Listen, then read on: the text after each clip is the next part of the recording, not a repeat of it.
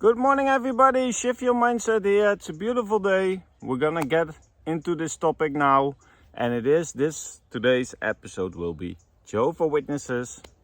How are they when nobody is watching? I thought it was a beautiful topic for this day. Why? Because I think there is a whole different world between a Jehovah Witness in the spotlights, in the middle of the organization, and when they are privately operating in their homes. And why do I say that? I think it's important to be the same person outside as inside your home. How people look at you.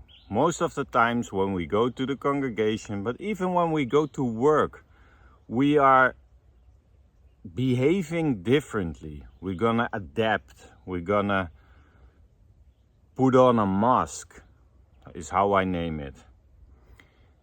Why? Because we want approval for others. We don't want to be the different one.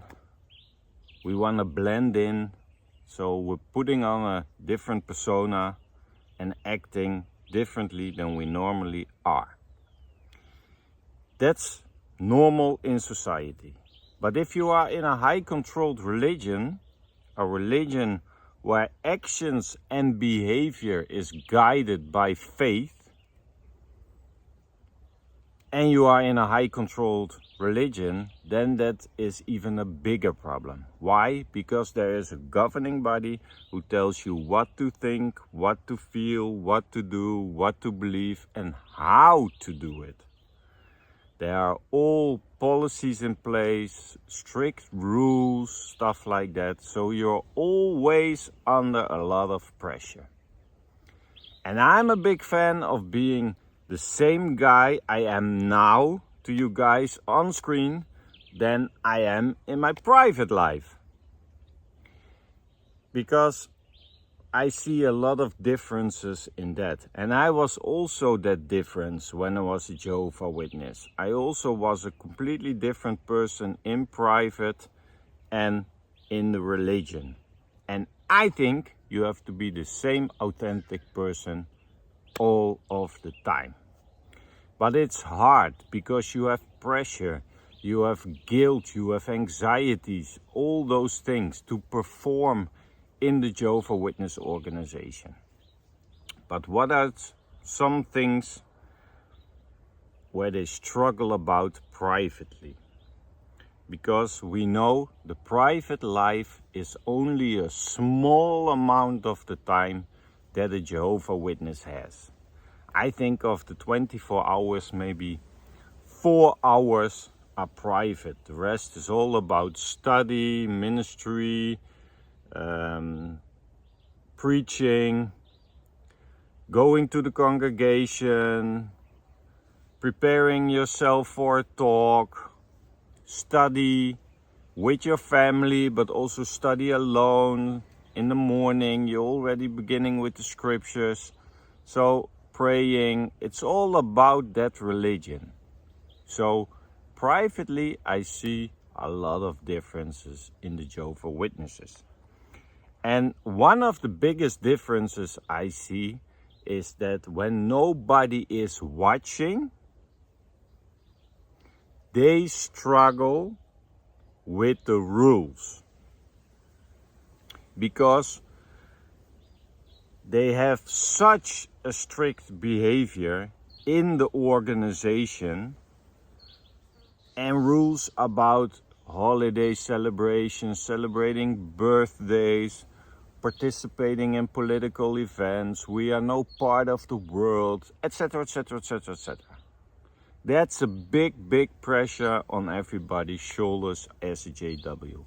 But privately, I see that they struggle a lot with those rules. Why? Because deep down inside, there is something in them that tells me they are still human. And when you're human, there's hope. When there's hope, can be built to trust, and then you can choose for yourself, because that's my goal, that you choose your own freedom. Freedom of thoughts, freedom of doing the things you like to do without harming other people, of course. But I see a lot of Jehovah Witnesses who send a message to their kids on their birthday. We see a lot of Jehovah Witnesses who are celebrating Christmas. Even with the turkey. I'm from the Netherlands, we don't do turkey things, but I have friends in the US and they celebrate with their family. Most of them are free, don't have to work, they gather together and they give it a different name or whatever, I don't care, but you're celebrating something.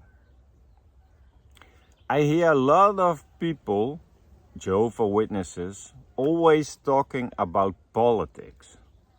I had a brother who was really into politics. He followed everything. He knew more than who else in the congregation or in the country I was living in. He followed the news, and sometimes he made connection to Jehovah's plan for this earth, and we're getting close to Armageddon because Russia is invading and this or that, whatever. But he was all into politics. But in the congregation, he was never about politics. Then it was, oh no, worldly this, when he gave a talk, we don't want to be part of the world, etc. But a lot of people, also now in the US, with the new president and stuff, you hear them talking about it non-stop. So, personal struggles with rules is one of the biggest things when nobody is watching you as a JW. They have strict rules, but they don't comply with those rules. I heard my father always speak about higher education. I'm the lucky one who got higher education. My father approved of it, and my mother also, my late mother. But for me, it was not a challenge. But already in that era, when I was 20 years old, it was already a thing that you couldn't pursue higher education. But luckily, I got it. But privately, my father was always speaking out on those rules. But fear of getting reproved by some elder or whatever, or get dragged into the back room, they are not talking about it in the congregation. They are not sharing it with other people around them, because you don't know who you can trust. It can be a loving JW, you say something, your own opinion, and then they go to the elders and you're screwed. Then you have to explain yourself to them. Nobody wants that, because then you're getting into a bad light, then your privileges get taken away or whatever.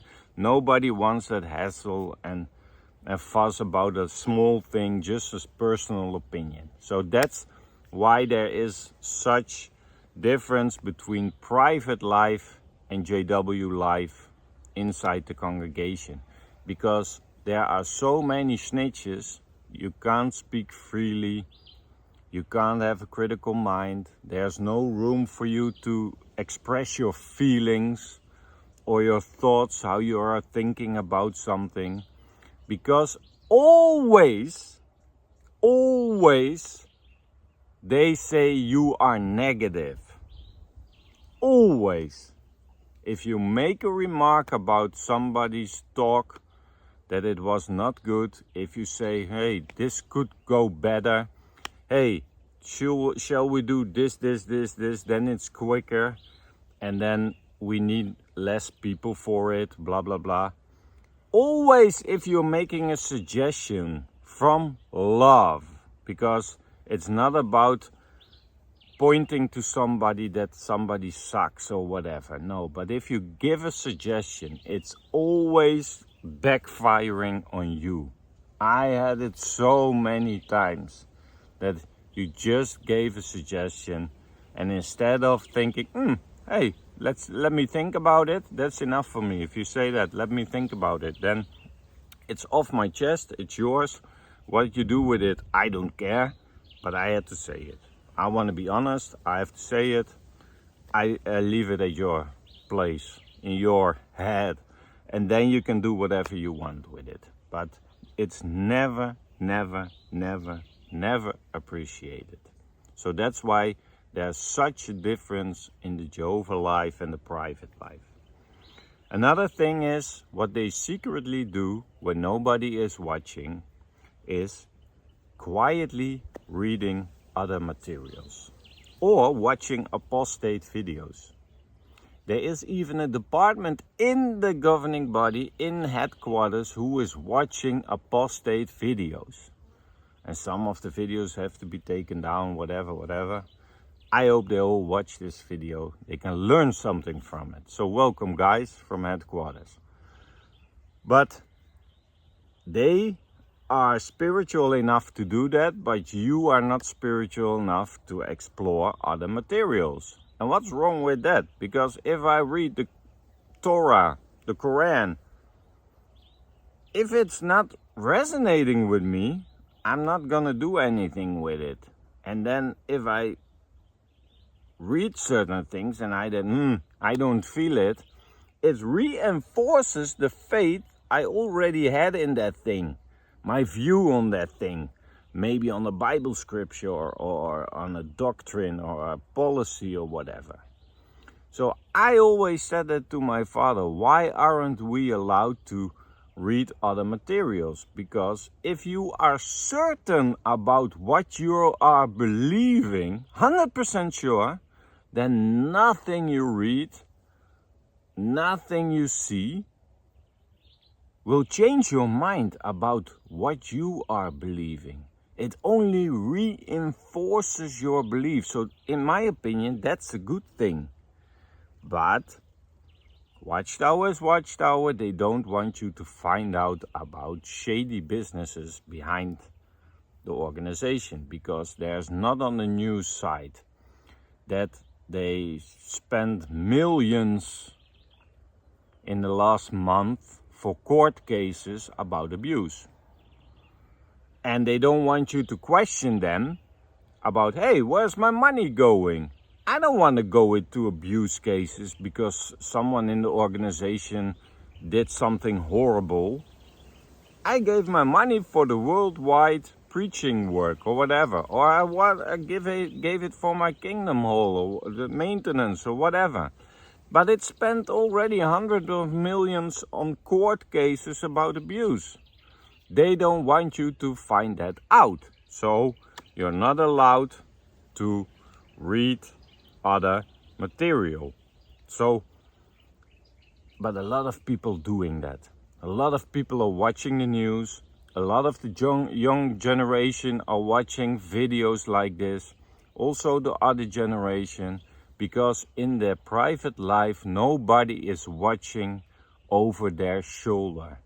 And they have that little bit of freedom, what they have left. They use it to do things they want to do. And I can only encourage people to take more time for yourself and what's important for yourself. The other thing they do, questioning beliefs. My other video was about the anointed ones. One of the beliefs that is questioned big time is the overlapping generation. It's the most stupid thing I heard in the last decade. The overlapping generation. They are questioning other beliefs.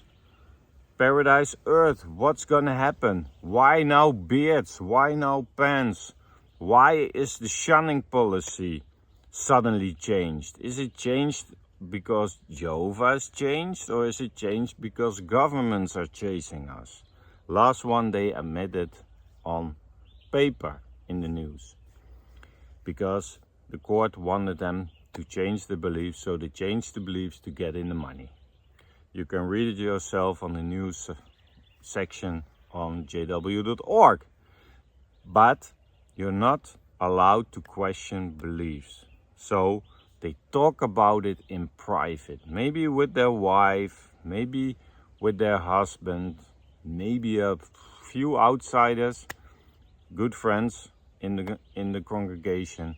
But the questioning beliefs is also one of the things they do when nobody is watching.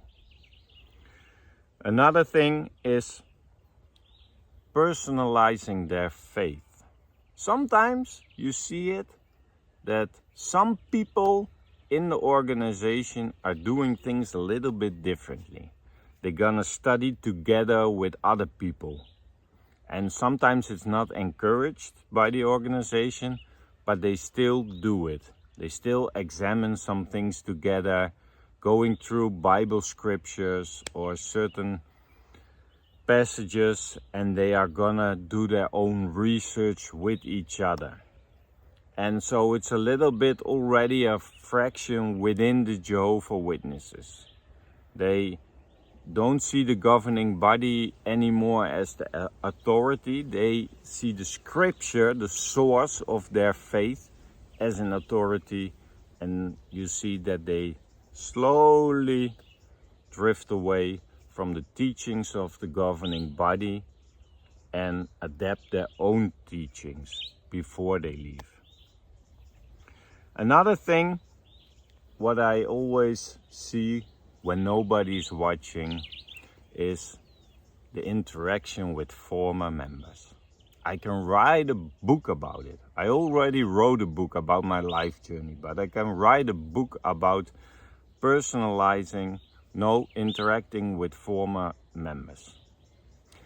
I've seen so much hypocrisy, so much double standards when it comes to this fellowshipping and contact. It's mind-blowing. Mind-blowing. Yeah, my daughter was in need. What was wrong? Yeah, she couldn't install her TV license and stuff like that. So I had to go over there and help her out as a good father.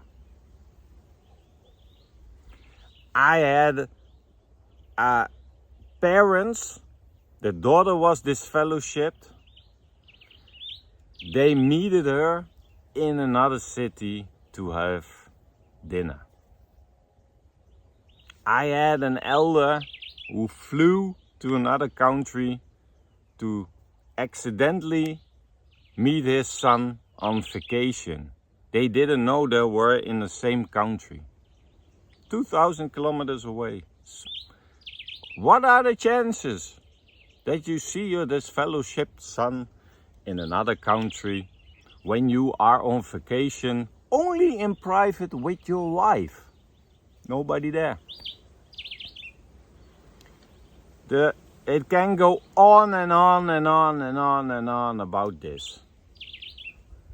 All the excuses they come up with to see their family members who are disfellowshipped. And then the other day you stand there preaching to the congregation that we must not interfere with Jehovah's Holy Spirit and we should ignore those people. We don't even want to eat with them. And the next morning they are sitting together eating lunch. That's what they do when nobody is watching. And I can't blame them, because you are a human being. I think you always have to keep in contact with your family, even if you're on a different level in a religion or believing. But you can't maintain that hypocrisy if you are JW and say to people you can't have any contact with your loved ones, but the next day you are the one who are lunching, having a drink with you, this fellowship brother or sister or whatever, daughter. It isn't right, because you have to be on the same frequency. Be the same man, be the same woman in front of people, in the spotlight and in your private life. Then somebody knows what you're all about, what they have as a friend. A friend that has their back and is always the same. He's not depending on which character he is playing. He's always the same. Reliable, trustworthy, etc. That's what we want for life, right? That's what I want. That people are seeing me for who I am 100% of the time. If I'm lonely, I say I'm lonely. If I'm being sad, I'm sad. But this is who I am. And if you are who you want to be and you're matching that frequency, there's so much relief in you guys. You won't even want to go back to the old ways. Believe me. And it's always, last one, what they do when nobody's watching. It's a little bit of rebellion against authority. Because I was out of the Jehovah Witnesses and I went to a certain movie. And who do I see coming in the movie theater? Jehovah Witnesses, a violent movie. There are Jehovah Witnesses who went to, I don't know, 50 Shades of Grey or 100 Shades of Grey. I don't know what that movie is. I never saw it. But I know of Jehovah Witnesses who went there as a couple to that movie. I think to get some ideas for their private life. I don't know. But it's forbidden. Oh yeah. And in the spotlight you're playing that beautiful, how do you say it? Obedient Jehovah Witness. And behind the screens you are a little bit rebellious against authority. And I don't mind. Go to that movie. I don't care what movie you are gonna visit. I don't care. But like I said, match your frequency and be that honest person to yourself. Don't do it for other people. Do it for yourself and free yourself of all the guilt, blame and double standards. Because one thing I would hate now is that somebody said, Sven is about double standards. Nice before the camera, but behind the camera, when the cameras are out, he's a completely different person. That would get to me if somebody would say that to me now. That they don't know which character I'm playing now. So, also one is dating outside of the faith. They are loving it, Jehovah Witnesses. But they don't want to be confronted with it. They don't want to get caught. But they have a lot of girlfriends outside of the faith. It's not that serious. But it's also the rebellion against authority. It's sometimes a part of human beings that they always want to rebel against authority. And it's no different with Jehovah Witnesses. Music choices. I liked certain rap numbers back in the days.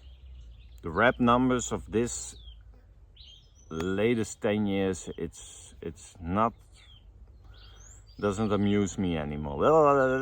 No, the good rap songs. Like Eminem. I like those lyrics. I like how he overcome addiction, etc. And he's freely talking about it, everything he done wrong, etc. But I never hid that I was listening to those kind of lyrics. I always was honest about that. But so many people do as if they loving the Kingdom Hall songs and the original songs and the country and western songs now of the governing body. And when they are home, they are listening to hard rock or whatever. They're a completely different person.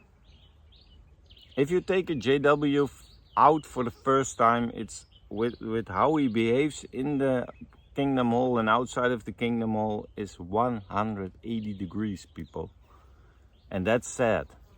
And I'm not judging those people, but you're making yourself, your life, a little bit more difficult when you are having double standards. If you are playing a role, if you have to maintain a certain reputation, but in the base, in the core of your body, you are the one who is curious about other things, reading other material, that you are against some rules. It's normal to be against some rules. And it's sad that you don't have a platform, or you don't have a choice, or you don't have the opportunity to speak out your feelings. So Jehovah's Witnesses, the problem is they keep everything inside. They tuck away a lot of feelings that they want to do some nice stuff, that they also want to give presents to their kids on the birthday or whatever. But you all have to stuff that down, and that creates tension, that creates guilt and anxieties and stuff like that, because you can't behave in a normal way. You all the time you have to play a different character. And my suggestion, my advice is always play your own character. Let people see who you are, what you stand for, what your passion is, what your qualities are. Express those qualities.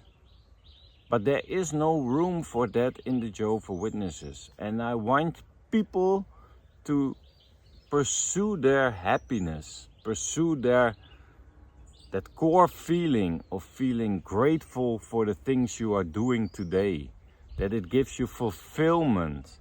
And being a Jehovah's Witness, but in your private life being different, doesn't give you a fulfilling life. And that's what everybody I wish for, that they have a fulfilling life. So thank you for today. This was the episode about how Jehovah's Witnesses behave when nobody's watching. It isn't a judgment. It isn't bad-mouthing the Jehovah's Witnesses. We are all human. But for me, if you have those tendencies in you, if you have those things that you are a little bit of rebellious, that you want to explore other things, it's completely normal. Don't listen to the governing body. It's completely normal to be curious about other things. That's our nature. So don't tuck it away, explore it more, and start your critical thinking. Thank you guys for watching. Have a lovely day, and we see each other on the next episode.